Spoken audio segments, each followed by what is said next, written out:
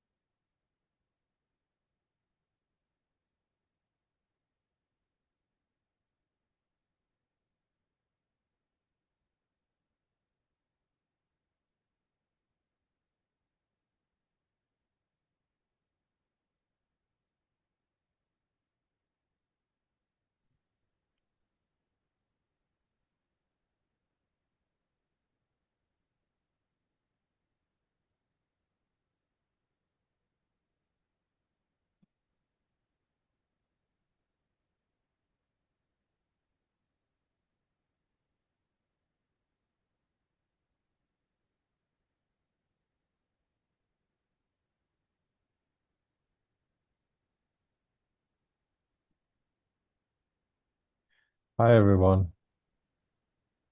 Hello, all. Um, do we have quorum already? Seems one, two. Yeah, it looks like we do. Four, one, two, three, four, five.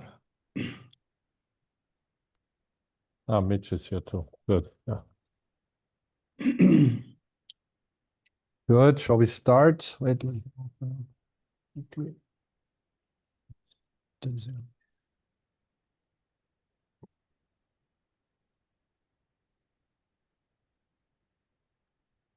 Philip, are you chairing or? Yeah, yeah, I can do it. Okay. Just give me a sec.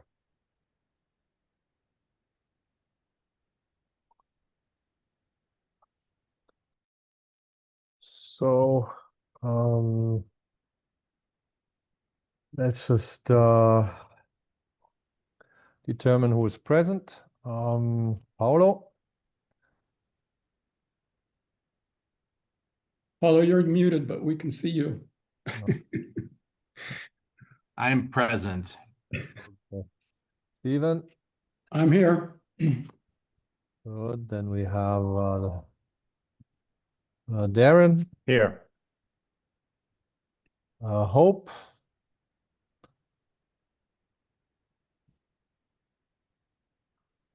Hope you're muted. Maybe she just stepped out.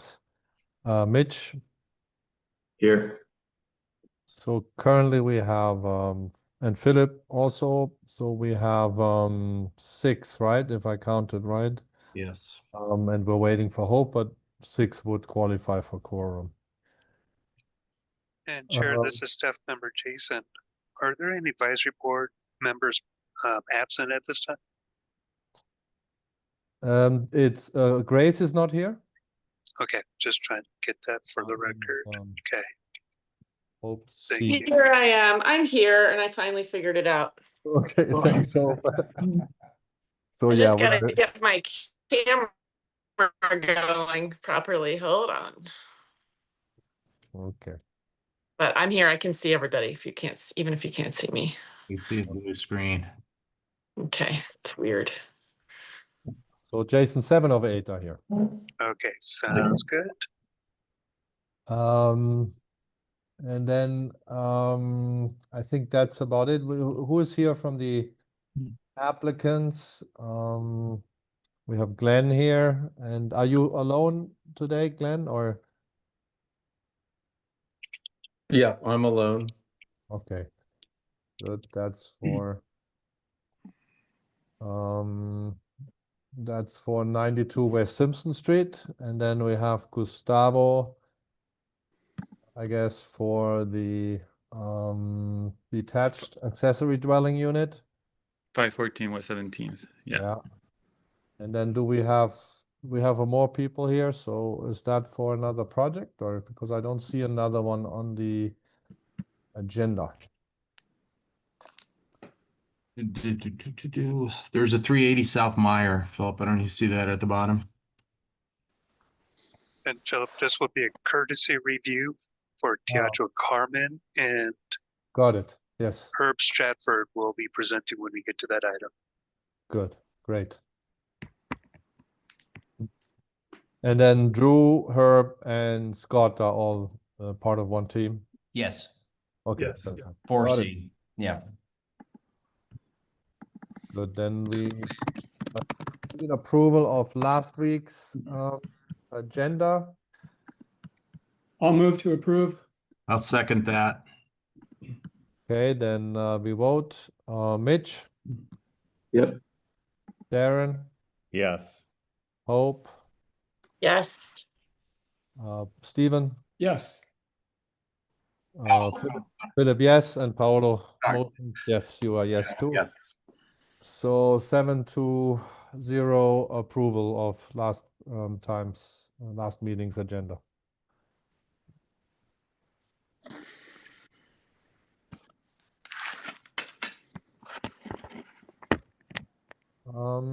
So now we go into, is there any call to the audience?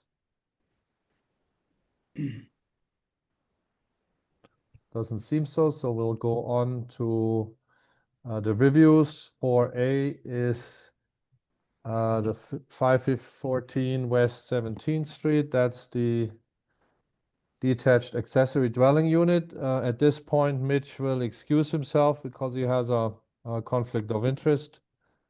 And the board will consist of 6 members and still will be in quorum. All right.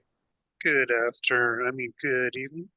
So I will be presenting on this. And I'm sorry, I just lost my screen 1 second. Okay, so this is 514 West 17th Street, ST 0525-0062. Construction of a new detached accessory dwelling unit and a landscape wall. This is a continuance from last month's advisory board meeting. Now, one of the things that were mentioned was to check in with the Arizona SHPO to find out if an ADU would delimit its status from contributing to non-contributing. So staff have reached out, and we have gotten the message that that it would not be the case to delist this, and they gave an example that ADUs being put in front of the property in the past do not, sorry about that, do not diminish the contributing status. Did they cite examples in historic districts, Jason? They did. They said places like Catalina Vista have successfully put ADUs in front of the property. A little bit more, they did say to go on, even though that such parcels were weirdly shaped and the main contributing structures were towards the back, an ADU being in front and to the side were doable. And they're saying that according to the documentation, 80% of the home of the circle would be visible. Thank you. You're welcome. Thank you, Jason. Again, hi everybody. I'm Gustavo. Again, I'm just here representing the owner and applicant. This is not my project. As we talked about last meeting, there were a couple of pending items that the board asked the applicant to review. So the applicant went ahead and reviewed them. They made an amendment, an addendum that was posted on the meeting website and was sent to you through the agenda. So we'll go ahead and go through some of those items. Jason, can you let me share the screen, or Desiree, whoever is host, Yeah. please? I can do that. Thank you. Okay. Sorry. Make co-host confirm. There we go. We should be able to share. Let's see. Are you seeing my screen? I think so. It's starting to share. There we go. Okay, so the first thing was the location. As Jason commented, the applicant reached out through city staff to SHPO, and SHPO confirmed that placing the ADU in the site plan that was provided would not affect the contributing status of the property. Any more information on that, I would prefer if city staff would talk to that one. And then for height, which was another one of the big topics, the applicant went ahead and surveyed the height of all the properties in the development zone. Here is an aerial view of all of those properties and all of their heights. The average height throughout the whole development zone is about 12 feet 4 inches. That is why the applicant believes that asking for a 13-foot tall building falls within the development zones, given that it won't be the tallest building and it is within the average height. And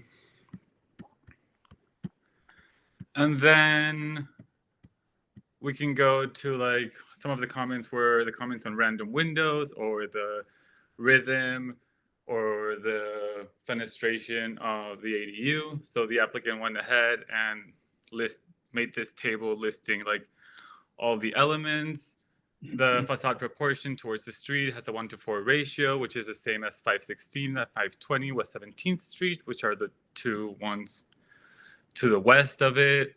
The zero setback is the same as the ones to the west. The opening rhythm, it's following the same one window in the zero setback facade as 518th and 520, which is this proportion with this window, as we can see here.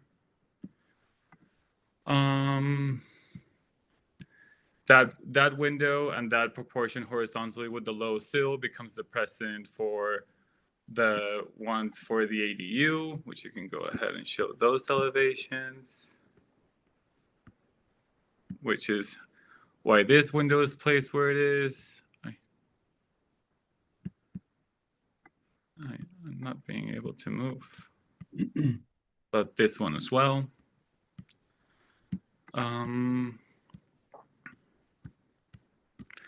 And then he goes on ahead to look at the windows and find precedents for the ones that were called random placement of windows. So the building right to the west of it, which is this one right here, has on this facade this set of square windows that have a foot to the parapet or are just placed on the facade following no particular rhythm.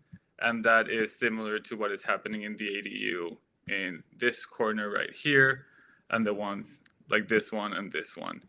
The applicant does understand that this steel frame window that's on the ground floor level is not, there isn't a precedent that follows that one, but within the guidelines of the historic, that new development has to be or should be distinguished. He argues that this steel frame window is within the same proportions and just a different off placement that makes it characteristic to a new building and not an old building. The steel casement windows that are in throughout the development zone and doors that have divided lights as the one the applicant is proposing. And then they go on and reference the amount of steel and metal security doors that are throughout the Eloyo neighborhood. And then that's the precedent or the reference for they to propose a steel grid with mullions door for their ADU.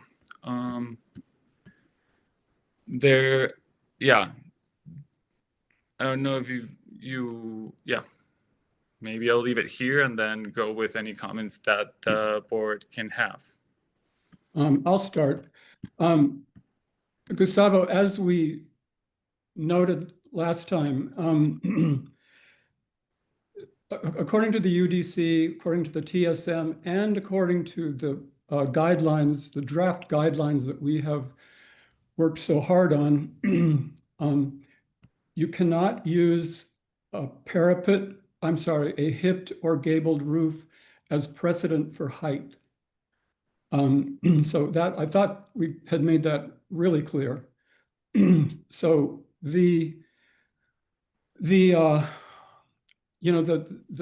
prevailing height on the same building type on the block face, at least, is 10'3". Also, Paulo made an observation last time. The height on 3 facades is 17 feet 6 inches, and I'm just wondering if there's precedent for that. I'd also like to read from our guidelines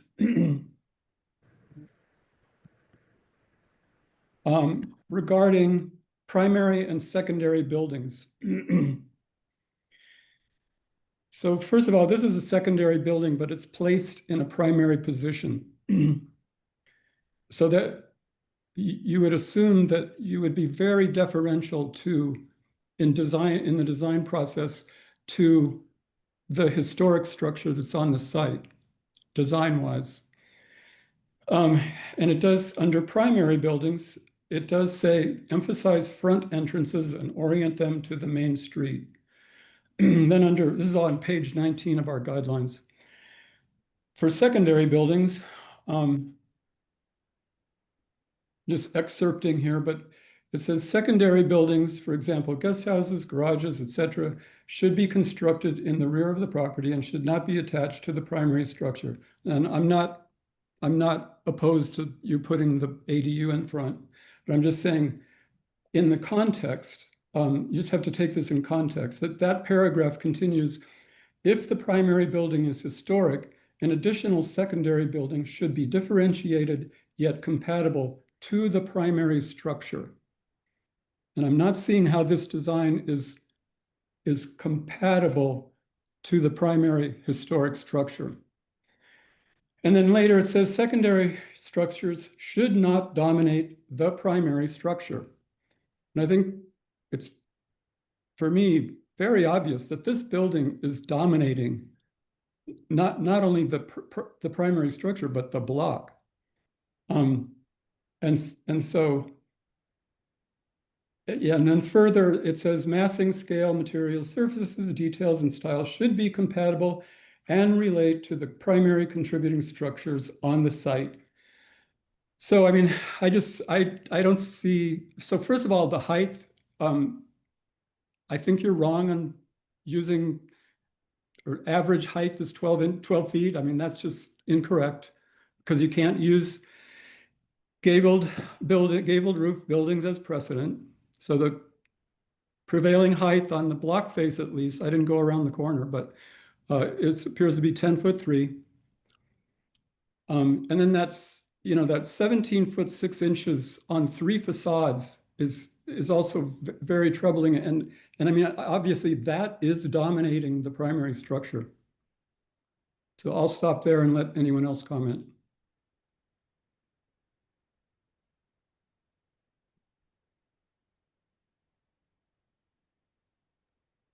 I have a question. What in a case like this? I know this is you're asking variance.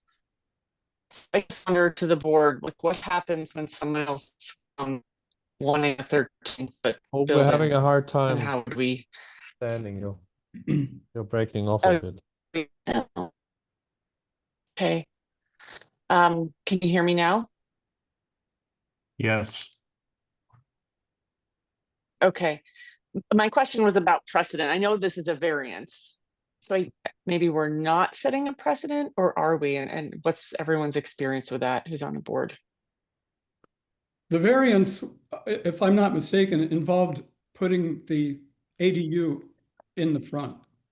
Oh, And I okay. don't think there's, correct me if I'm wrong, Paulo, Philip, Desiree, anybody, but there are no variances requested for historic appropriateness here. Correct. Correct.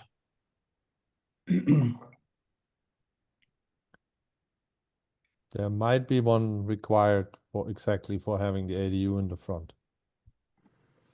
There will be a variance required for having the ADU in the front, and there might be a variance required for the landscape wall, depending on the recommendation of the board, because the height of the landscape wall can only be a certain height or a variance is required. So those are the two variances that would be required.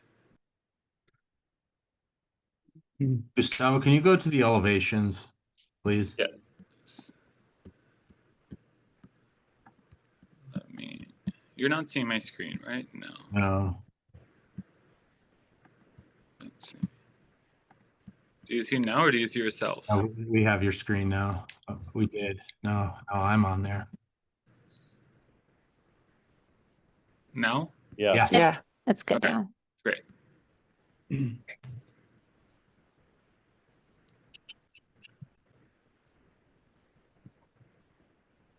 So this originally started at 14 feet, correct? And then it was lowered to 13 at the front.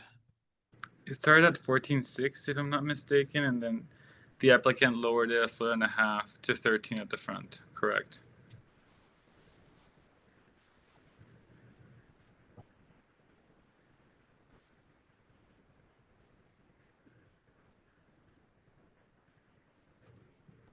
Gustavo, did you look around the development zone to see if there are any 17-foot 6-inch heights on any facades in the building, in the neighborhood? I did not, and I don't think I can respond for the applicant, but I don't think he found any 17-foot height in the development zone. As he stated in his previous thing, the maximum heights within the development zone are 15 feet. Yeah, as I look at, yeah, those appear to be all gabled roofs, but.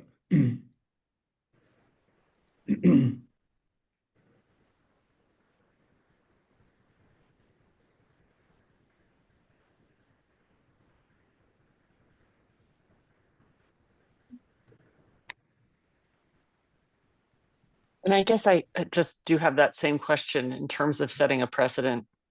What are the ramifications of that?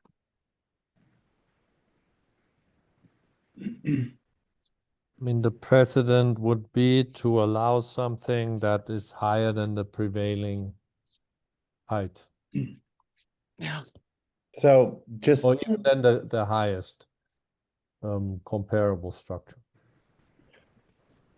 this lot falls on where El Hoyo actually has a dip. It in all the senses starts in a steep decline. This lot is on that shore, so to speak, with the gradation.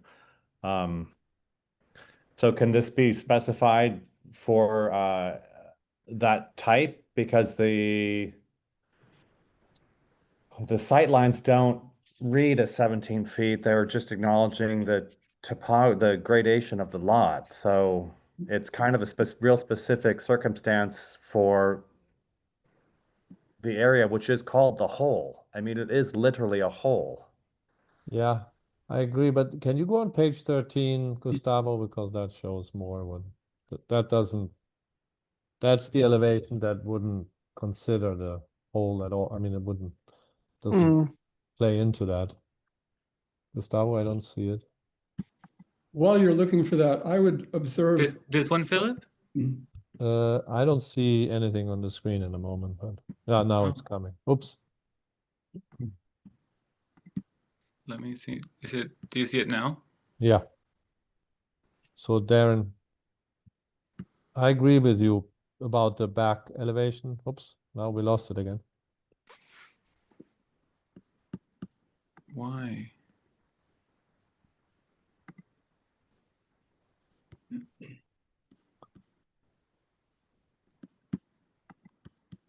I am sorry. I do not know why my We can show computer. it too. I mean, it's not one of us. Mhm. Let's see now. Is that There it better? is. Yes, yes. Okay. So there in here, in that Mhm. the dip is behind, but we're talking, if you Yeah. just compare the buildings along the edge of the dip. Exactly. Yeah. From the west, though, you will, looking into the property, you will see that height. And I mean, I don't think, I mean, they don't have a gate, and I don't think we'd probably want a gate there. That would probably contribute to delisting as well, a gate. But anyway, that's, you're going to see that mass. And I would also observe that in El Hoyo, the way that all the houses have, or the owners of the properties have dealt with the hole or the dip is in a very modest, kind of humble way. So, I mean, this block face, has kind of, very modest, humble houses on it. And this does not read humble and modest. If it was the height of the other parapets in this elevation, how could you say it wasn't compatible and comparable or the same modesty as the others? That would be, that would be a good case. You could make a case for that. So if you're at 10'3", what would that do to your the other three facades? That would be, 2'7" less, or 2'9" less, if I did the math right. 2'9" lower on all those three facades. I mean, that could be considered. Hmm.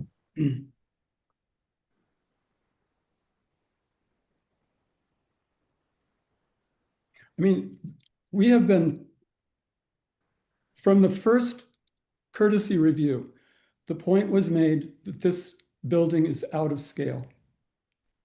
And I just don't see why we're still talking about it. Yes, I don't think we need to talk much more about it. Let's just go over the other aspects, fenestration, rhythm, and so on.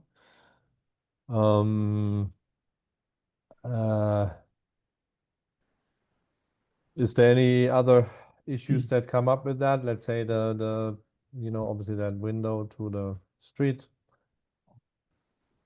Does that need a discussion?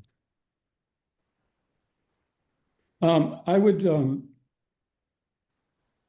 I respect the SHPO's, what did the SHPO respond to the fenestration specifically? Your question, Member Paul. No, not the fenestration. I believe that the only questions that were asked were one, AD in the front of the property, and then two, the wall. Okay. Mhm. I mean, Gustavo makes a good case, or Mitch makes a good case for the randomness of those, some of those openings. I would question the precedent for steel casement windows and doors on all four facades of the building. I mean, I don't, I think Paulo, you mentioned that Elysian Grove has at least some facades, I didn't check this, but that have, I mean, I know it's got one facade for sure on the street that has steel casement. I think that's appropriate. I just don't see the appropriateness for every single facade to have steel casement. And I'm not opposed to steel casement. What I'm opposed to is, again, I mean, just appropriate for the neighborhood, for the historic district, for the neighbors.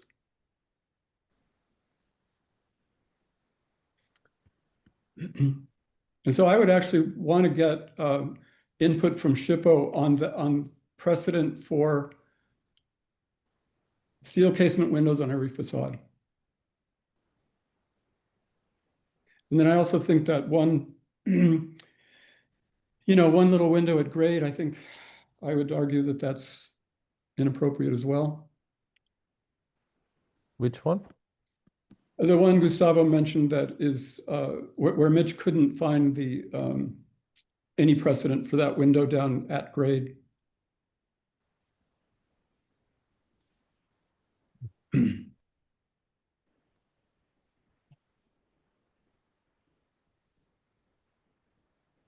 So I can add a bit about some of the response that Shippo mentioned. So Jason recapped, but in terms of, the other design elements, they said it really would depend on our local design guidelines.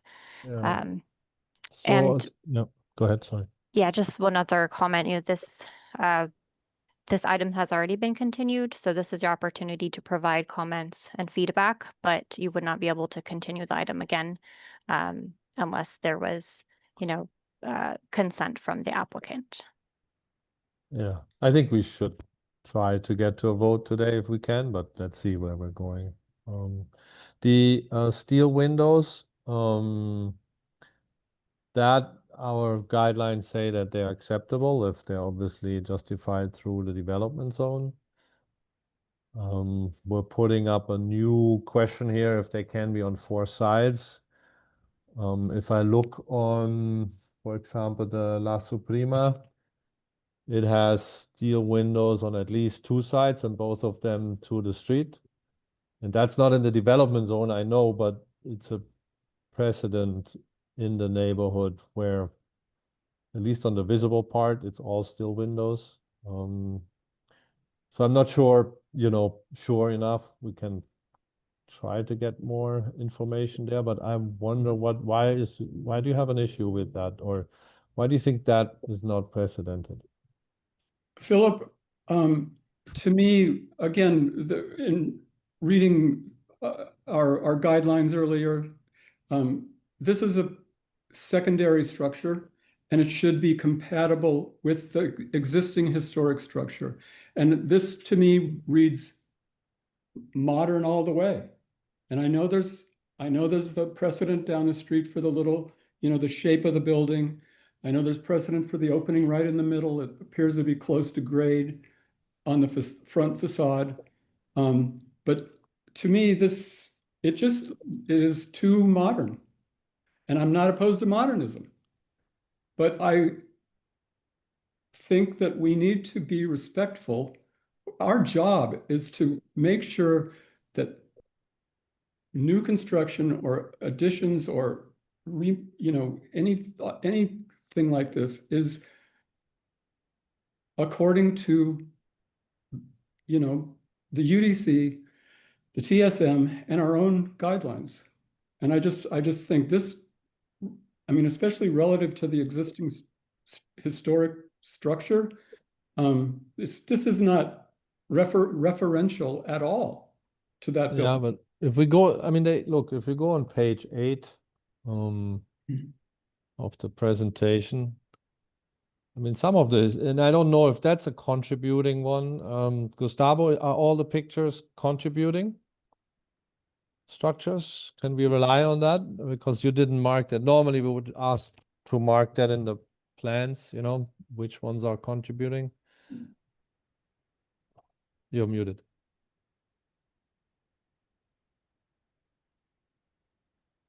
You're muted, Gustavo.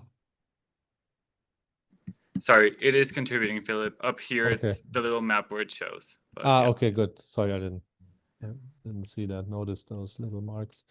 So that is extreme. We just are looking at the cleaned up version of that with the design, I think. And historic has been, especially with this Spanish influenced, has, modernity got inspiration from that, right? And that, I think there's definitely a link that could be made. On the other hand, so it uses the same elements as the 520 West 17th Street building. And there is a request also and a suggestion in the interior standards to not confuse, right, styles. And I think in that sense, I don't know if they're if this project is really out of that range, and what would make it out of range. I mean, it has the almost historic addition of the roof overflows, right? It has very similar proportions on the building and the windows. And I'm not talking about the height now, right? That's a different discussion that we've had excessively. But in terms of the architectural expression, I think it's in line with those, and you can see it really well on that elevation. What is that? Where they're superposing it. Yeah, to me, the scale of this is not as imposed. Like when you say modernity, make your point again about Hispanic something, Hispanic, I think, style you said, and modernity. Yes, there's a reduction to Yeah, coming from Spanish old villages, right? That you can see here in the Barrio too. yeah, okay. Reduction and of volumes of language. It has to also do with limited means that happened at the times, right? Yeah, and general parapet structures without any detail on the parapets. yeah, I And it's understand. very close to some modern structures, Yeah. and I see that, relation, but I mean, some of that, the modern architecture was actually inspired by that, right? If you look back at it. So Yeah. I think it's a difficult terrain, I don't think this is out of range, this project. Yeah, I agree. I agree with your point. I mean, one small difference, but not necessarily small, but territorial architecture, or the building on the right, for example, has a window proportion that is totally different than the one on the left, and the one on the left was probably built, much later. So it is the predominance of. Again, it's the predominance of modernity on this design that I find inappropriate. But for example, this window, I prefer the one they are proposing versus the window we're looking at in the center here. I mean, I think I like the craft aspect, and that actually has to do with the historic, steel windows in the neighborhood versus these more modern or simplified. And, obviously there was a cost aspect, but the applicant here is doing the right thing. I think when you do a steel window, the small panes are really the way to go, right?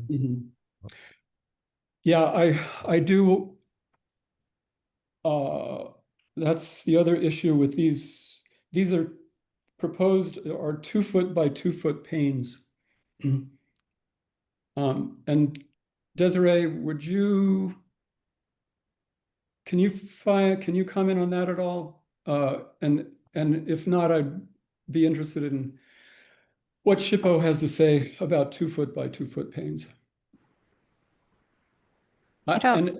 Yeah, go ahead. Go ahead. Sorry.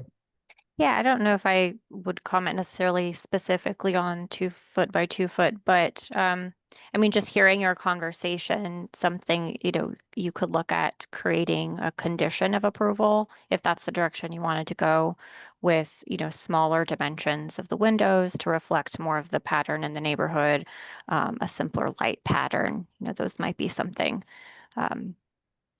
maybe there's some compromise you all can reach in terms of where you feel comfortable with the windows looking like like they belong in the district.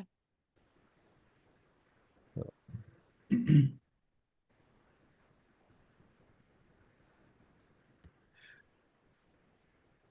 there's the house 534 that has much smaller panes. But that's the one exception, but maybe those are the only historic ones, we don't know, right? All the closer by ones with the steel windows have larger panes than what the applicant is proposing. If you look on the elevations. And Jason, feel free to add anything if you have other thoughts. Okay. Members, I was thinking about this. This is something similar that I dealt with in my previous experience with the city of Houston. Excuse me, I'm really dealing with a dry throat.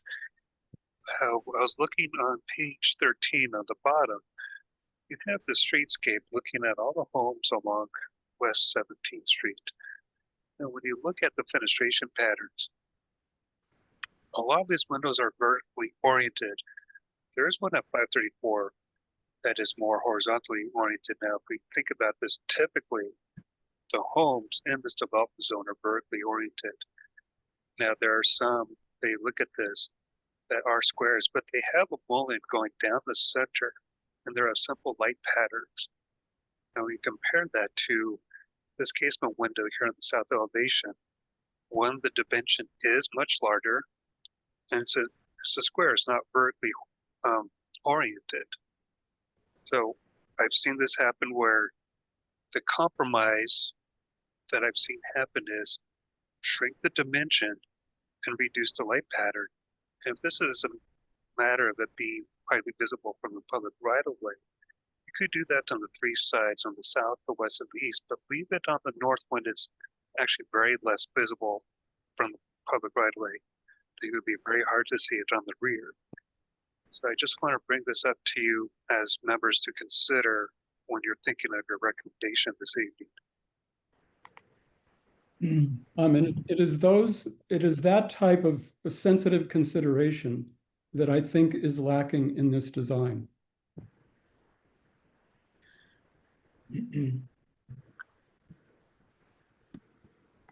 I think if there's one thing the applicant would like to point out within looking at the whole Oyo is there isn't a particular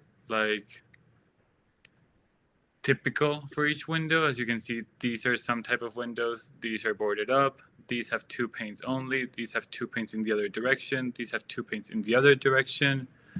The one that's behind this one has 1 pane. The one that's behind this one has 2 panes. So there is a variation within the whole El Hoyo neighborhood, and something that the applicant would like to bring into attention is part of the charm and the magic of El Hoyo is this eclectic nature and this riffing off the existing with a variance within it.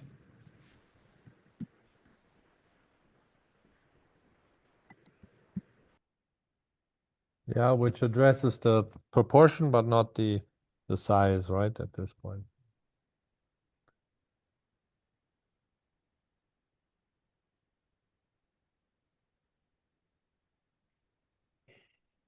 Okay, anything else? The wall, that will be something that we will have to take a decision on.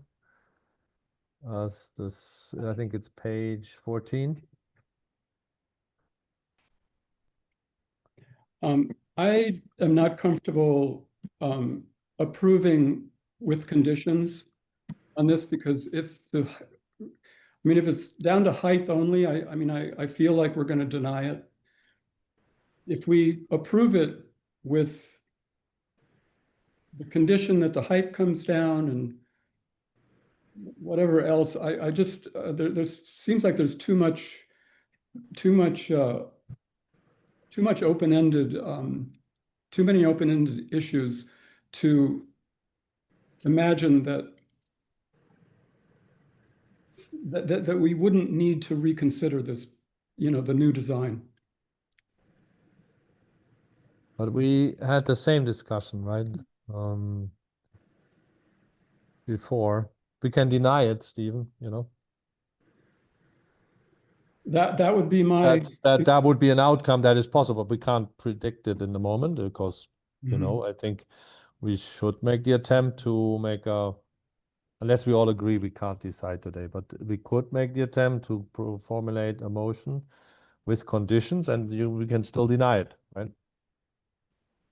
I think we can give it a chance. But I would like to get through the few things that there's not much on this building anymore, right? That we haven't discussed and that I think would be needed for a motion. One of them is that wall height. We talked about all the windows. We talked about the height, right? And maybe a level of detailing, Stephen, that you are referring to. But all that could be addressed in conditions.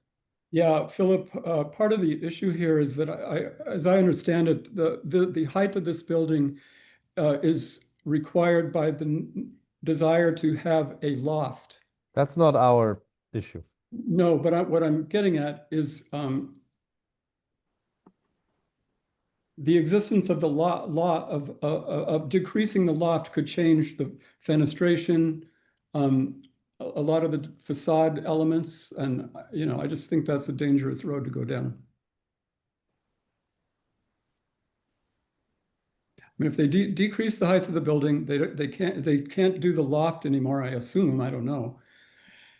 And so what does that mean for the exterior elevations?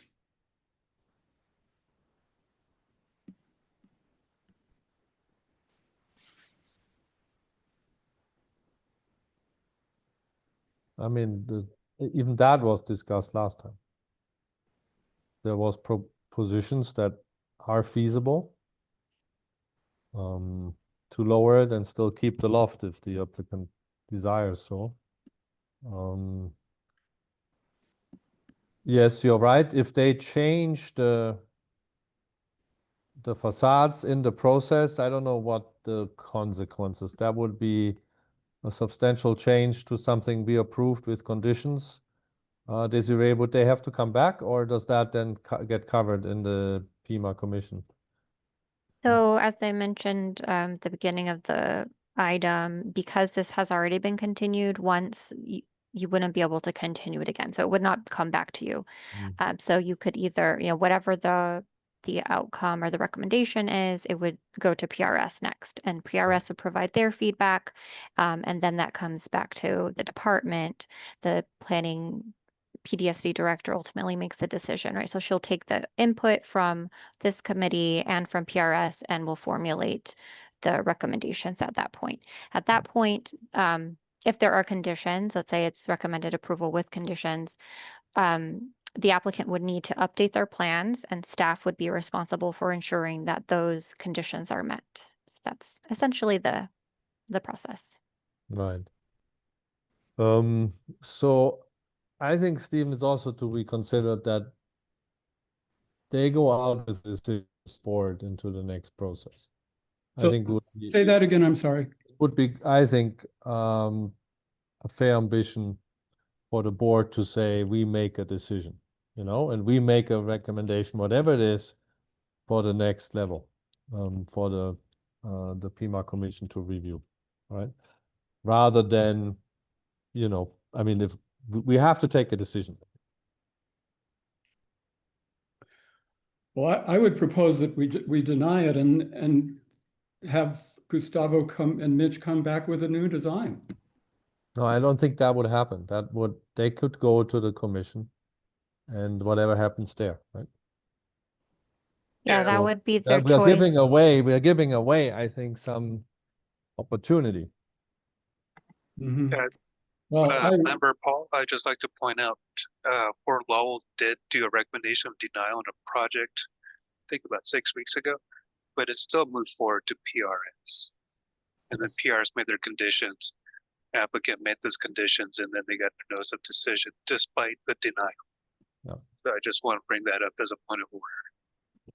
But I think I agree. And we could have more influence by sending it to the next level with recommendations. But if the board agrees on denying, which we should probably do a vote on and make a motion, and we can make another motion if it fails, if that one failed. If not, then that would be the motion.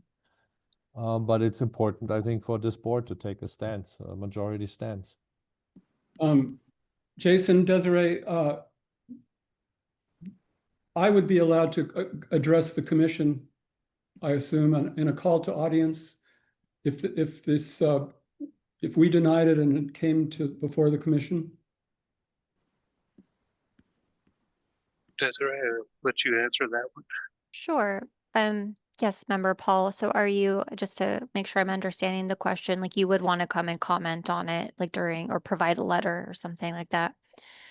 I think you could as an individual, because you're part of a board, right? So it's important to, we all have our roles as, our official role and then as an individual. So I believe so. I could double check. But we've had other commissioners comment on things as their own personal, opinion. But you would just have to be very clear that that's your opinion versus you're representing the board. Okay. So is there any other discussion that we want to have, or does somebody want to have? Let's talk about the wall height really quickly. Thanks. Yeah. Mm. Can we talk about the landscape wall height? Here are a couple of options which the applicant provided that would work. Anything, if I'm correct, everything 8 feet or below would not require a variance. Is that correct, Goes Desiree? the other way around, 6 foot or above. 6 foot or above. No? Yes. Desiree? Yeah. 6 feet is generally, anything over requires structural plans and a variance. And a variance, yeah.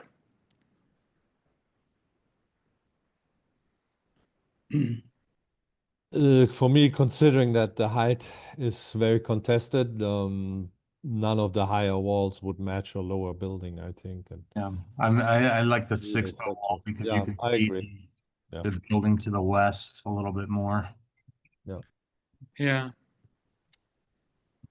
There's it's compatible. There's other like jumps that high throughout the development zone. Like there's a house down here that jumps 3 feet. Are you seeing my screen? Yes.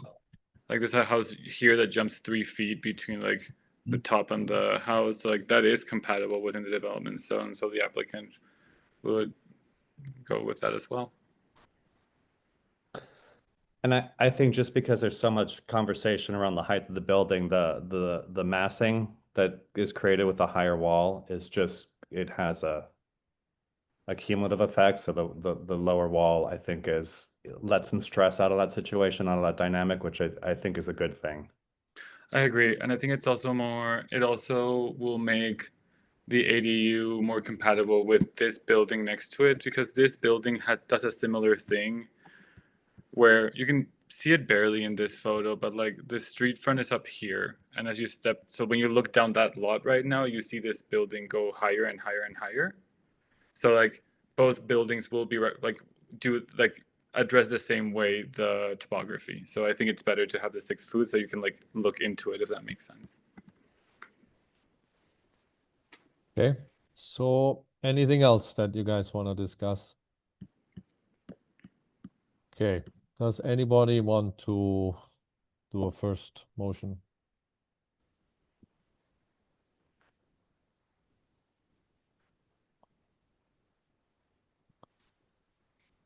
Stephen, you had the most far-reaching that you mentioned, which is the one to denial. Do you want to put that out? Because that would be the one probably you have to put out, or would be smart to put out first.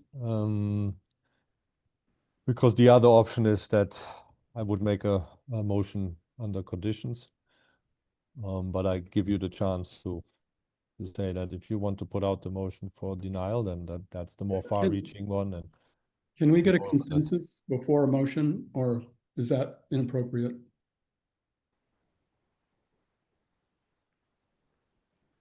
I think you would find out when you do a roll call vote on that. Yeah. You can't do it beforehand. Mm-hmm. But we discuss after a motion is made. That is correct. denied, right? Then after the motion, and if the motion is denied, what happens, Jason? Then someone makes another motion. Correct. Yep. Okay. I'll move to deny the application.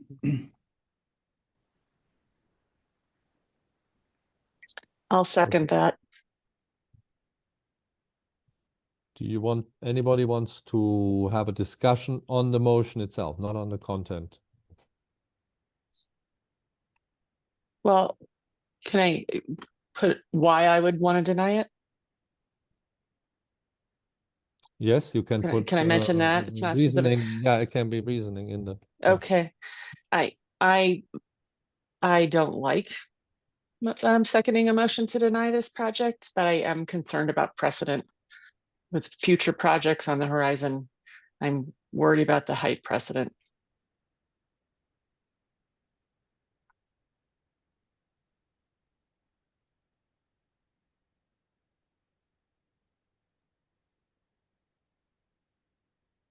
Understood. Philip, do you want to do a vote count? Yeah, let's do it. No more comments? Okay. I'll start. Where do I start here? Darren, I'm not clear on Yes.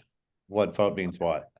if you say yes, then it's denied. If you say no, it's not denied. No. The next one here is Hope. Yes.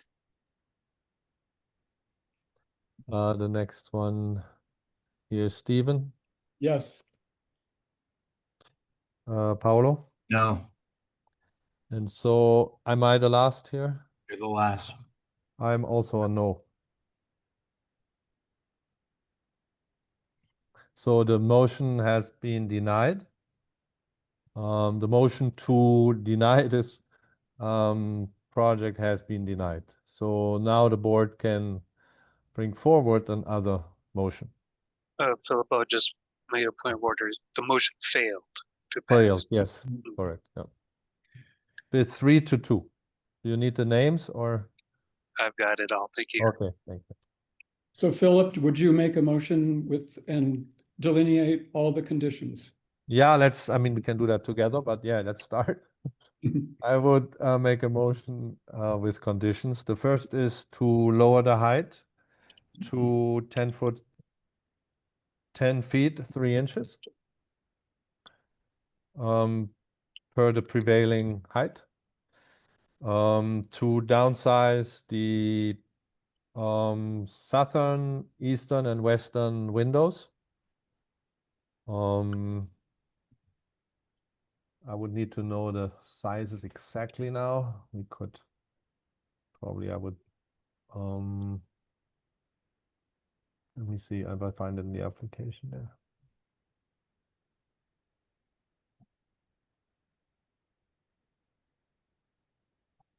No, they're not in there. Well, then, I think they all would have to shrink by about 80%. 1-8 Individual. or 8-0? 80, yeah. You're talking about individual panes, not overall. No, the overall size would have to shrink, and I see. that also shrinks the panes. Mhm. Percentage did you use? 80%, yeah, in both directions. 80. Oh, frozen. Sorry, I hear you Damn guys. it. You hear me? 80%, 80, that seems quite small. 80? Maybe you meant 280%. Yes, I think so. Hello, do you hear Oh, me? Do you hear me, copy. guys? Yeah. Yes. Yes, 280. I hear you guys, but Yes. That sounds one. 280%. Yes, yes, Yeah. yes, yes. Copy, understood. Yeah, to 80%. And Yes. the wall would be the preferred is the 6-foot wall. You know, would we allow them to maintain that overall height if they sunk it into the ground so he That's can't? their thing. Yes, if they want to, yes. I mean, yeah. But that doesn't matter, right, for us. I don't know if we need to mention when we can, I guess. No. But they cannot, I would say, they cannot lower the court. The court between the existing house? Yes, exactly. That would be Yeah, I don't think that would be that feasible. would be smart, and that wouldn't be good. I mean, that would create even a bigger ditch and all that. So, yeah. Okay, that's the fourth condition, not to lower the court. I don't know. I'm open for more conditions. So. I'm good with those conditions. I am too. Would you include the one window that did not find precedent, that is at grade down in the lower left of one of the facades? The west elevation, to move that up by 6 feet, 6 inches minimum, huh? Probably smart anyway. Yeah. So do we're decreasing by 20% the big openings. Are we determining the size of the individual panes? I would say from my understanding, and maybe we should be more specific, but I suggest that they keep the amount of panes, but by decreasing it, every pane gets in the moment smaller by to 80% of their current size. Okay, that sounds reasonable. I'm just wondering if we should get a handle on what those sizes are. So Yeah. 2 foot by 2 foot, that's 4 square feet. And so we're talking 3 square feet, right? Yes, I don't know. I go by the length and width. Each would go to 80% Mhm. of the current length and current height. So If we keep them square, does that compute to Yeah. a foot? 10 inches. It's less than 10 inches. It's not a foot. Okay, It's 4 feet 2 inches approximately, or 3 feet 2 inches approximately. okay. And so divide us, oh boy, math. 3 feet 2.5. Okay, so what would that do to the individual panes? or 3, 19 by 19, roughly, right? Yeah, Desiree, good. can we make a motion or add to this motion that if they approve plans before construction, the applicant has to come back with the window sizes that we're suggesting? I don't think so. I think you would have had to ask that and for your last meeting for this to come to this meeting because you can only continue once and ask for additional information during Can't come that back as a continuance. minor review. Potentially, I mean, you could recommend that. So you would actually be removing that from your recommendation, right? You would say the windows would have to come back separately. You could Minor. potentially do that. Yeah, mean, the I think director could add that to their recommendation, right? I think If that they makes want sense. So we're not doing these calculations and we don't even understand what the actual size is on the plan right now. But I don't think we can rely on that, Paolo. So we should still make some recommendation, but also say that it should be reviewed. I agree. No? Yeah, so shrinking by 20% with final minor Yeah. review. Yeah. Yeah, and the pane size, I mean, that, when you start getting into that level of detail, it also depends on the manufacturer, what's available.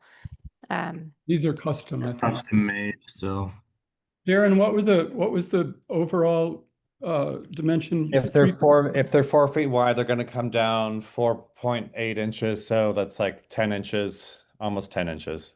But I thought each of them is 2 feet, no? So that's 6. That's 6 6 feet wide. Yeah, 6 feet Oh, by 6 feet wide, 70. So- So 14, so 12 feet 2 inches less. I mean, sorry, 12 inches, 14 inches less. 14.4. 14, okay. So the overall would be 57.5 inches, which is just under 6.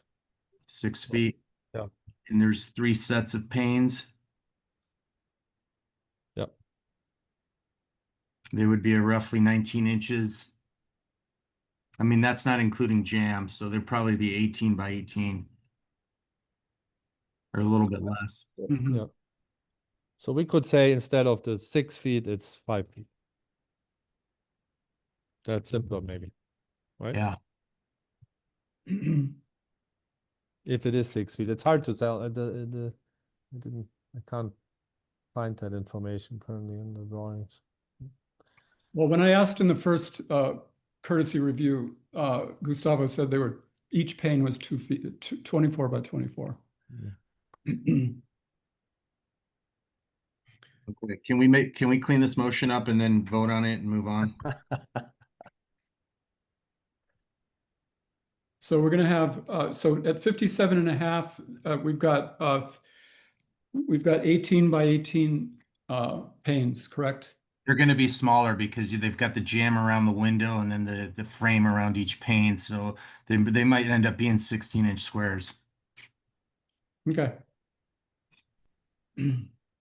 Move on. Okay, so then the first condition was to lower to 10 foot, 3 inches. Is that condition clear? I mean, yeah.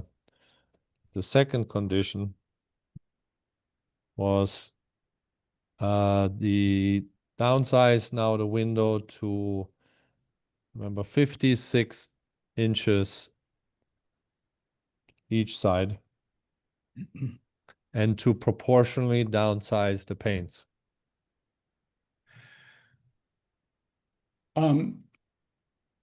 So now it's going to be a horizontal rectangle. Horizontal. No, This it's is a what I'm square. talking about. It's going to be 5 by 5. It's proportionally shrunk. Yeah, No. 56 I'm talking about the building itself. right. It's going to be a horizontal rectangle, and down the block there are horizontally oriented steel casement windows. Wouldn't that be more appropriate now? I'm just trying to play advocate for a good design here. And this is what I mean by when we lower the elevation, the facade is going to change. I mean, things are going to change. And so we have to be really careful about this.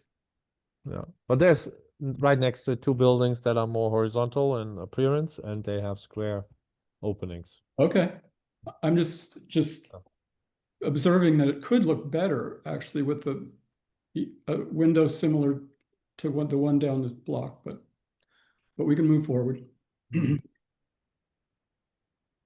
Next motion, Steve. Fails. Okay. Yeah, so that was the windows. Is that clear, Desiree, this condition?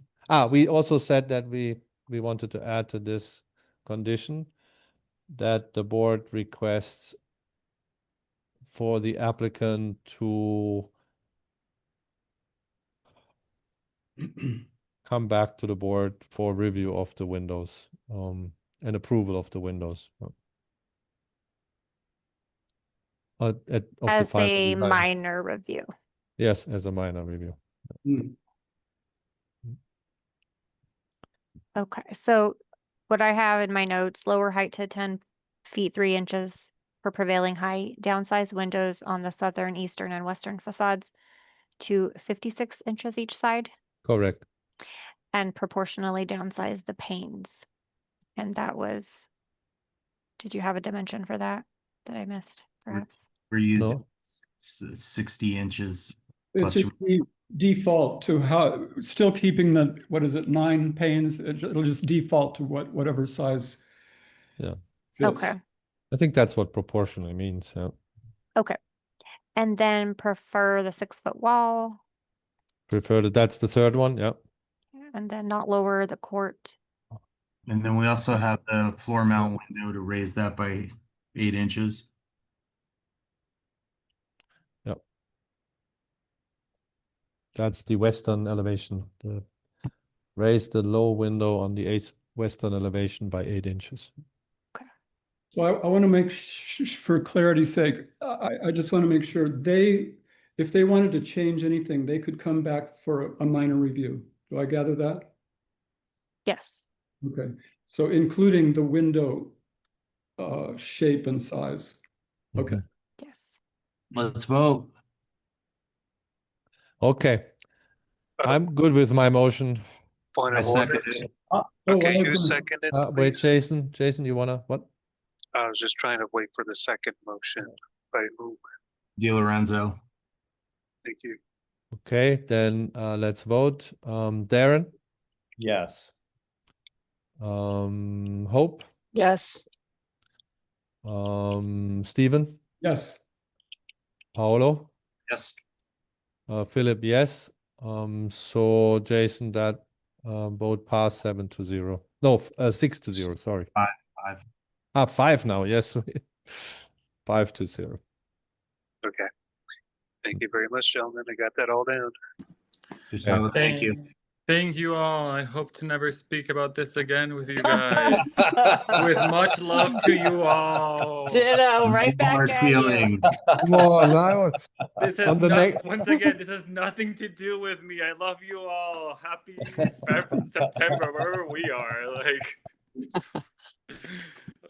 Bye, everyone. Enjoy your next reviews. Goodbye. Thank you. Goodbye. Bye.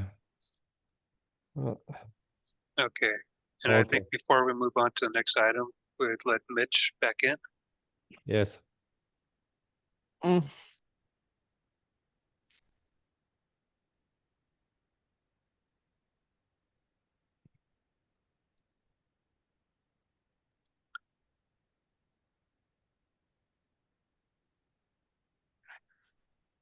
So the next is 92 West Simpson. This is also continuation of one item, if I believe, right, Desiree, but let's can we Yeah, waiting clarify? for, I do believe Mitch is back. Has joined us. Yep. Okay, so this is a continuation of 92 West Simpson Street.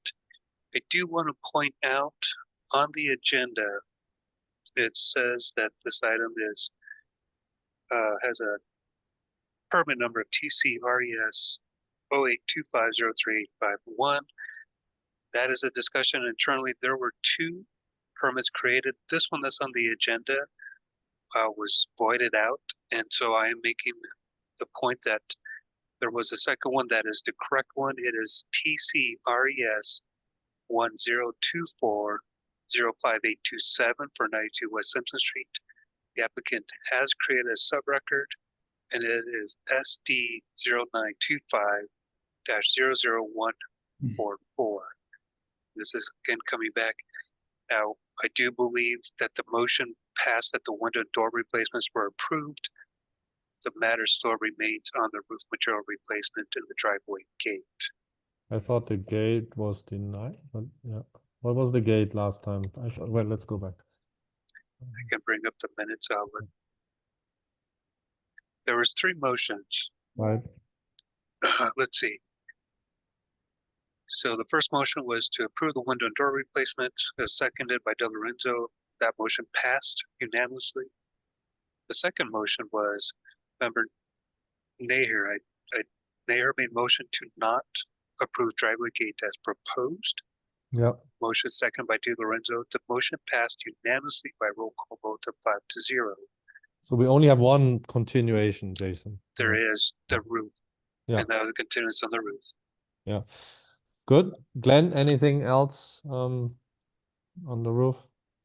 Well, we did have some quotes around coating the roof with another color that might be more acceptable to the board. One gave us a quote of $28,500 and would not guarantee that it would last, that it wouldn't have to be recoated fairly often. Another quote, the first one was from Cervantes Roofing, the second one from Del Oro Roofing. They said, let's see, that it's a lifetime roof and it needs minimal maintenance. They don't recommend doing any painting it because it could cause premature failure to the roofing.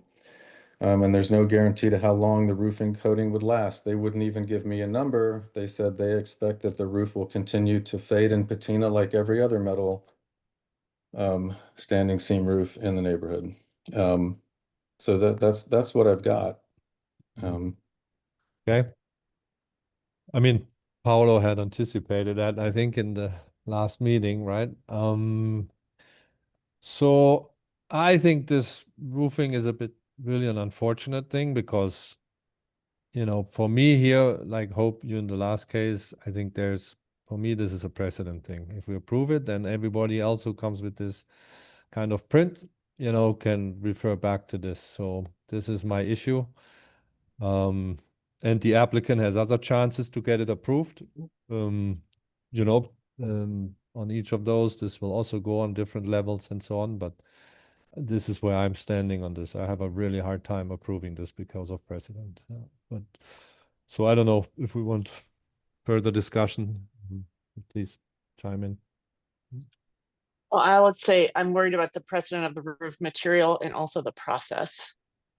That something happened without a permit, and understandably, there's an asking for forgiveness, but that feels like a dangerous precedent too. You say the roof material? Well, I am worried about the precedent, like you described, Philip, about the material, like just having that up on the neighborhood, but also the process. I'm worried about that precedent. I think she means the pattern, not the finish on it, not the actual material. No, she Yes, means the process. You mean that it was installed without approval, or? yes, that's what I Yes, mean. that's what I Yeah. understood, yeah. Mhm. Yeah. And I apologize. I had no Yeah. idea that something like that was necessary when the roof was in such I bad shape, know. you know? I just, It's a tough one. you know, we've really, since we've been there, we've been nothing but try to do our best to take care of that property and maintain it with some cultural sensitivity. And we really feel like we have done that in good faith and with a good heart and in the right way. And I can't say that we were excited about that pattern either. And we were leaving for 6 months, and it, you know, we did it. It happened. And again, I have no reason to believe it's not going to continue to fade and patina like every other one and be just fine. But I the, I know y'all are gonna vote with your hearts, I suppose. So, And but yeah, I just it's cost prohibitive to do anything to it. It makes yeah. So look, Glenn, this it's is really impossible. whatever this is like we have said many times, it's unfortunate. It's Mhm. heavy heart. You are our neighbor, right? Mhm. Even though I'm probably closest, Hope is very close, you know. But we'll have to vote, and you have other opportunities to get to the next level of approval. Yeah, So I yeah, go ahead. I do have a question about the window and door situation, Mhm. because my doors, look, can I move forward with that as far as Yes, this it's group approved. is You need to go concerned? to the next. We approved it last time. You could have. I don't Right, know but how I it don't, works, Jason. Why could you not have advanced on that one? I just haven't heard anything that I can. No, just to clarify, members, so your recommendation is that, right? It's a recommendation for approval, for denial, et cetera. It still has to go through the rest of the process, and you won't be able to do anything until you have an actual permit. And even the historic preservation section, we don't issue permits. We'll issue approvals, but then it still goes through the building side and zoning, right, for their approvals.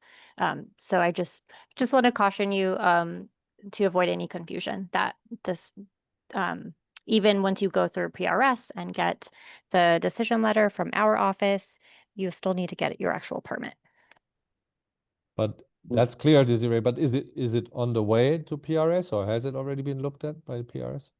No, it will not go until we have, we finish here, and then it'll go to the next step. Because it's all one number. Is that the issue? It's all It's one all- application. Mhm. Yes. Got it. So yeah, that's where we were. So this is the last issue to resolve before we push Got it to PRS. Yeah, I thought. Yeah, okay. That I didn't fully understand that last time. So do I understand then that regardless of the decision today, the window and door situation will move forward? So They Glenn, all this together. is, will- Sorry. if I may, Because my big concern, like honestly, the doors, I can shove my finger through the doors, and I just and I just want to replace the doors. It's been so hard to try to just maintain this property that we love. So it's all just been frustrating and confusing. But how to move forward, what's approved, what's not approved, and what needs a permit and what doesn't. I mean, If you can shove your finger through the doors, I would, in the meantime, I mean, I know this is. and I'm not kidding about that. No, I believe you. At all. No, I believe you. I'm just going to propose that you put some. I know this is laborious, and it seems like the levels of bureaucracy are crazy. But in the meantime, you could just put a sheet of plywood over the inside of the doors for security or weather, whatever you need, until this gets, you know, approved. So just a suggestion. And I'd just like to let you know, I know you've been in contact with Desiree. I know she's explained this. The recommendation that comes out this evening, then staff will then have your 92 West Simpson move to the next PRS meeting, so you can be heard there. And PRS is, It is the Tucson Pima County Plans Review Subcommittee. okay.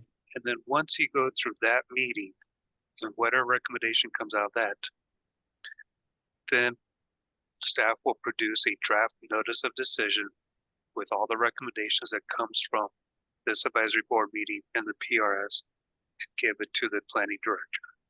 And how often does PRS meet?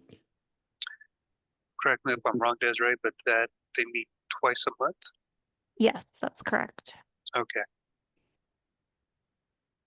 And then Okay. once the planning director does a notice of decision, whatever comes out of it, we close out what's called the sub-record in the permitting process. And that means historic review is then complete, but then you still have to complete the steps remaining in the permitting process, building code reviews, things like that. So even if there's no openings changing and it's a like for like switch, I still have to go through planning and development? Is that what I'm hearing? Or You still go through the plans review subcommittee? Is that what you mean by the planning development? why I don't, He's well, asking if he needs no. a building permit to change out a window and door. Is that correct, Glenn? And it's right, yeah, just a like for like swap out for a door. Do I have to? I believe so. We can double check on that. But this approval also clears out the code violation too, once they see that this has been satisfied. Because right now this is a code violation. Well, I understood that the roof was a code violation. Which is the code well, that's what I that was the letter I initially got, was I had a code violation because of the roof. I put a roof on. From what I Nothing see about- from the application, everything from the window door replacements, driveway gate, and the roof is all in one. Okay. I know it's frustrating. I'm trying to explain this as best as I No, can. right. So you can see what happens in the steps ahead. Yeah. I'm trying to understand it as well. And I think it all stemmed from, well, we applied for a permit for the windows and doors, and now that, you know, we just conceded everything on that to this committee. And instead of doing all new windows and doors, we said we'll reglaze the windows and we will have custom wood doors built to match existing doors. But that's what got held up because of the code violation, which was apparently the roof. And then somebody tacked on a problem with the gate as well. So, Jason, So, you mentioned there was two numbers. Is one of them the windows and the others are the code violations, or are they all under one now? It's all under the one. Okay. Okay, so that's what it is. We can vote now on the final open aspect of the one application. So let's do that. Any more discussion, guys, on the roof? Or does somebody want to push a motion, propose a motion? I just want to clarify about the gate. Is that was denied? And Correct. what happens to that now? It's part of that. They will package it as one and they will bring it to the PIMA commission, and the PIMA commission will see we denied the gate, we approve the window, and whatever we decide today will be on there too. Okay. So anybody motion? I'll make a motion to deny the roof. I'll second it. Okay, Darren will vote. Mitch, Yes. Darren, Yes. Hope, wait, no, Stephen? Yeah, you know, we're not supposed to consider hardship. And, you know, I always look at people's intent. And I think the intent was admirable. Like you chose something that said rust. You know, but yes, I vote Okay. yes. Yes. Hope, I think I already voted yes. okay. Paolo, obviously motion, yes. So myself, yes, too. If I counted right, we are 6-0, motion passed to deny the roof. All right, thank you, gentlemen. And to the owner of 92 West Simpson, we will be in contact with you when this will be scheduled for the PRS review meeting. Thank you. You're welcome. Thanks, Glenn. Thanks, Yep, Glenn. thanks. Thank you all. Bye. Yep, bye. So the next item on the agenda is 380 South Maya. Applicant is seeking feedback on proposed ticket booths and entry doors to Teatro Carmen currently and undergoing renovations. Okay, good. We have reviewed this a while ago. Oh, And this is, if I understand right, they do not have, this is a courtesy review, even in a sense of us commenting, but they will not need a vote at any point in the process. Is that correct? Yes, this is just for clarification, we have been to you before on different phases. This is sort of part of the second phase. You guys had seen the facade restoration, which did not include the ticket booth at the time. We've identified additional funding for the ticket booth, so that's why we are planning on doing that in hopefully in maybe October. But we wanted to come to you and show you what we're doing. There is one existing photograph from 1917 of the exterior and then nothing until the mid to late 50s. So we're not rebuilding something that was there because we don't have any architectural evidence of that. So this ticket booth design is based on two things. It's based on some of the architectural elements of the existing historic fabric, which is the proscenium arch. And then also the idea that that this would not, since it's not historic, we're not making it, you know, we're not trying to make it look like it was there. My other resources that we worked on were looking at other Spanish language theaters along border states that were at the same time period. And so that is where this came from. Drew Cook from Poster Mirdo McDonald is on the line. He's sharing his screen, so the two of us are available to answer any questions you would have about this design. And then I'll walk you through a little bit of how we got to where we're at. So we had, well, first off, thank you for taking the time and listening to us. We sort of struggled on what we wanted to use for a ticket booth, and we looked at a lot of historic, photographs that we have seen, and we sort of wound up deciding to select features from the existing stage proscenium that's inside the building. We have recently taken it down and we are reconstructing it as we speak right now. I will share with you some of the details. So this was kind of an original version. It hasn't changed too much since we got here, but I'm going to zoom in here. We're taking the elements from the bottom wainscoting. So this is the same elements at the bottom of our ticket booth, and then as well as a similar crown molding up at the top. We went through a few iterations where our original ticket booth sort of took all the elements from the stage, but we felt that it was too historic looking and that we needed to bring it into a little bit more modern of a look. And we did that in two ways. One was sort of removing what I would call the shaker style squares that were on the upper section, as well as changing the proportions of the ticket booth in the space to sort of feel correct in there. Originally, it was bigger, and we've slowly shrunk it down, shrunk it down. Right now, it will be 4 feet deep by roughly 6'9" wide, and we've gone over this a few times and chalked it out in the space to sort of capture the correct feeling. We removed at the beginning, we sort of had the windows framed, but we've decided to just go with glass, preferably no frame, but we'll see, what options we have to get to the place we're at. It will be very simple. We don't think it's going to be conditioned. We'll probably just put a fan on it that either returns it back into the building and pulls air from within the lobby, the main lobby. Again, it will only be functioning while the shows are happening, so it's more of an iconic piece than it is, being used on a regular basis. Drew, what's the material?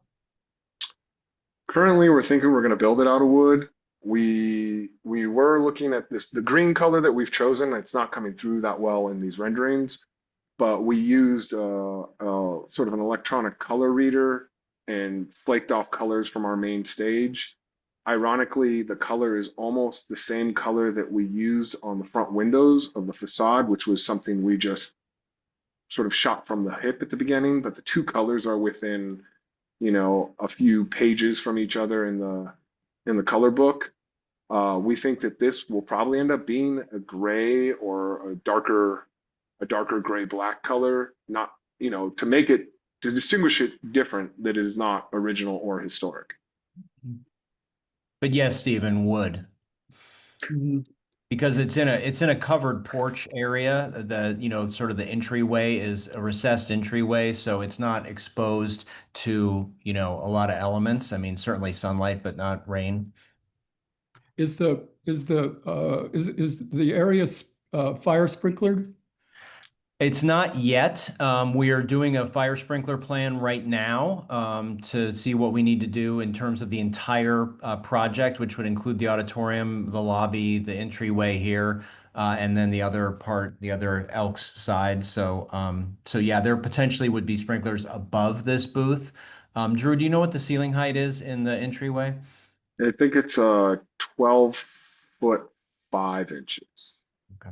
And that ceiling height was determined based on the existing pocketed mezzanine that was in the space. So when we took it apart, we found the original pockets for the mezzanine. We then brought the mezzanine up to that height.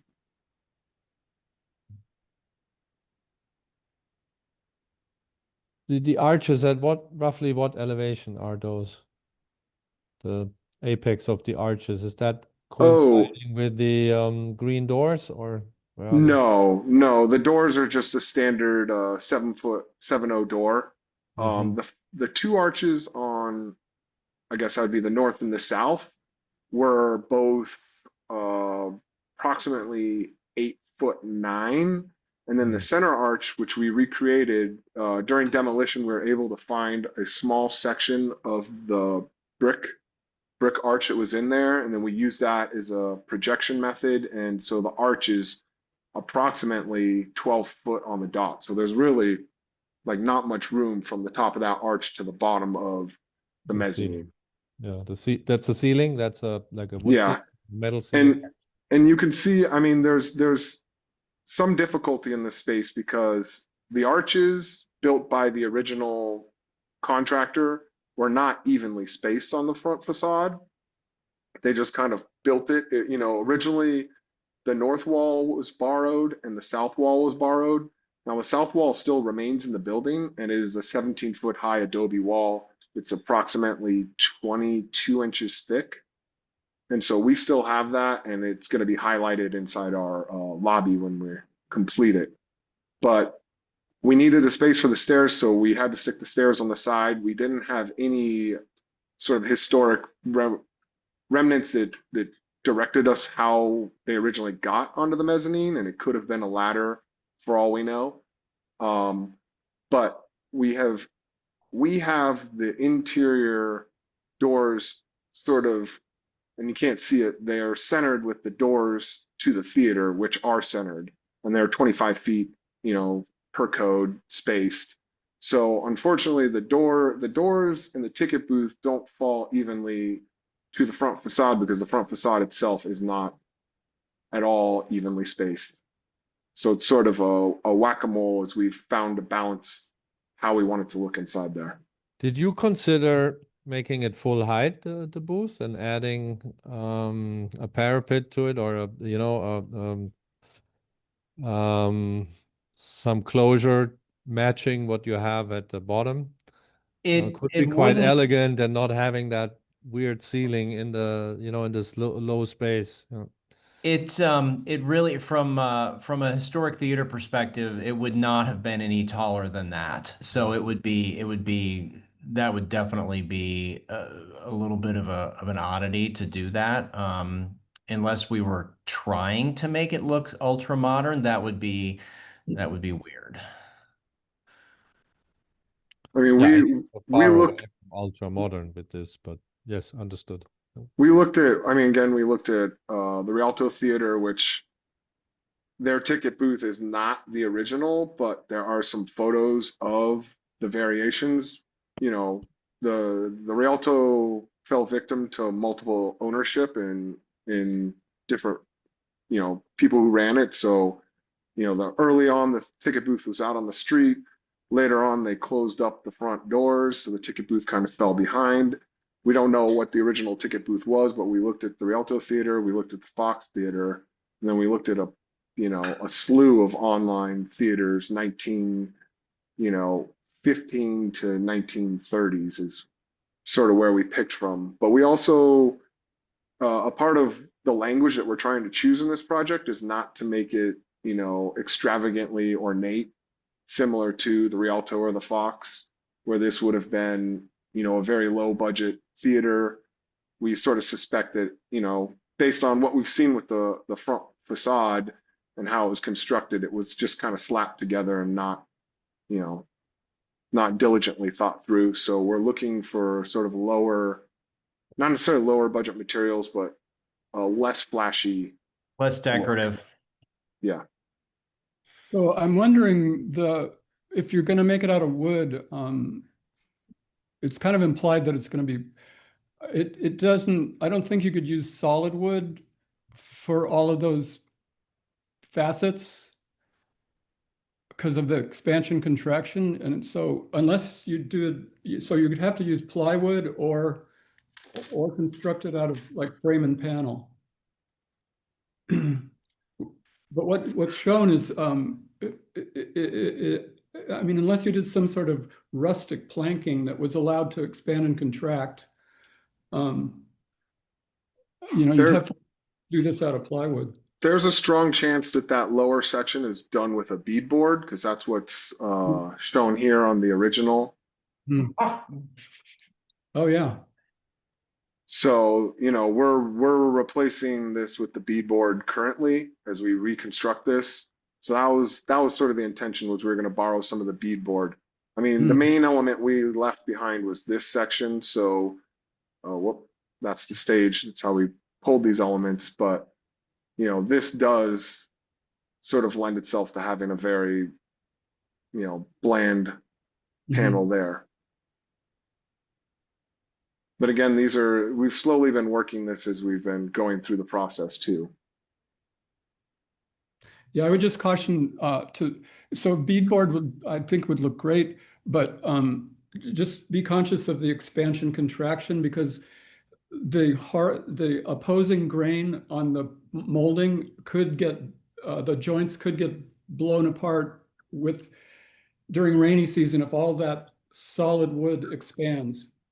That's a great note. That's a great note, Stephen. Yeah, and I think we haven't gotten super far into these construction drawings yet. Just we were sort of conceptualizing so we could make sure that we can bid it and figure out all that stuff. But yes, agreed completely because it is still going to be subject to the heat and cooling of the outside for sure. And you can put beadboard in a frame and allow for expansion. That's yeah, and I would imagine that's what it would be.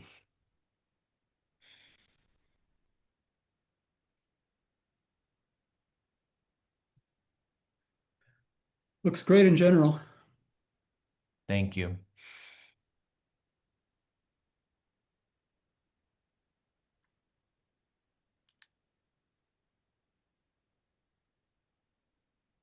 All right. And I just remind the board members that this is a cursor review, so there's no motion to make or anything like this. If there are any final thoughts to give the Herb Stratford and Drew Cook. I have one thing that struck me from the beginning is the inside covering. I think I wonder if it's too close to the wall. If it's like a little box sitting in front of the wall, if that was a bit different and also distinguished from that white wall, that I think that, I think it could help the design. What do you, I guess expand on that. What do you mean? You see the inside wall of the booth is almost the same beige as the Oh, yes. wall Yeah, of yeah. So if that could be more distinct, then it would be more clear the design intent of this little booth, in front of the wall. Yeah. okay. Yeah, and I think that's a great note, and I think we hadn't thought so much yet about the finishes of what the countertop and what that paint color might be and the material inside the booth. But yes, I think you're right. That would help. More of a curiosity. Where's that fun mural, that Carmen mural, gonna land? That occupies that space right now. So the plan is to find a place for it, either maybe on the patio, maybe in the green room, some way to save it. Because, and actually, Danny Martin was just over on Friday, and we're trying to figure out, it would probably more be just her face as opposed to the full mural. But the plan is to salvage that because it's such an important part of the history now. I mean, it's been up for 2 years, so yeah. Yeah, it's really fun. Thanks.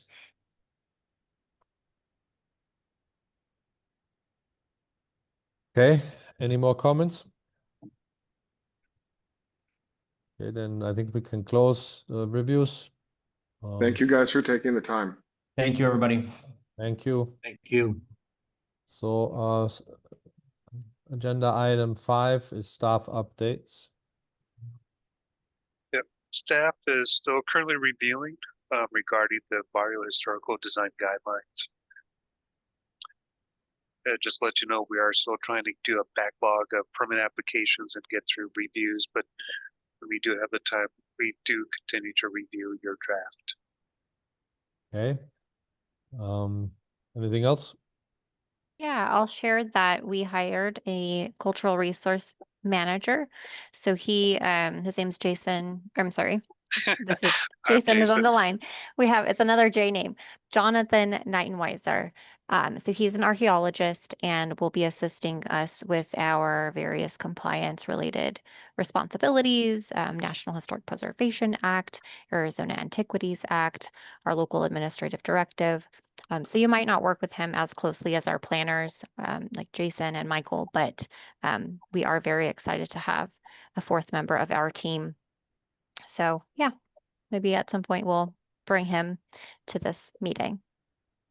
Can I ask Desiree and Jason, can I ask you a kind of a general question about the relationship between the commission or the PRS and the board decisions they make relative to advisory board positions?